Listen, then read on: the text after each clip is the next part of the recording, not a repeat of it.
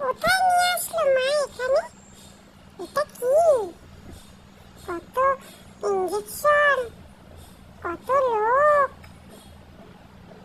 কত ছুরি। এখানে কি হয়? কি হয় কি জানি, মা তো আবার কোলে নিয়ে বসলো আমাকে। ওরে বাবা, এ তো আমাকে এখন ইন্দা ফুটি দিয়ে দিচ্ছে। মা গো মা, আমি আর দুষ্টুমি করব না, বাঁচাও বাঁচাও, আমাকে বাঁচাও, আমি আর কিছু করব না। ও মা, তুমি আমাকে এখানে ইন্দা ফুটি করতে নিয়ে এসেছো?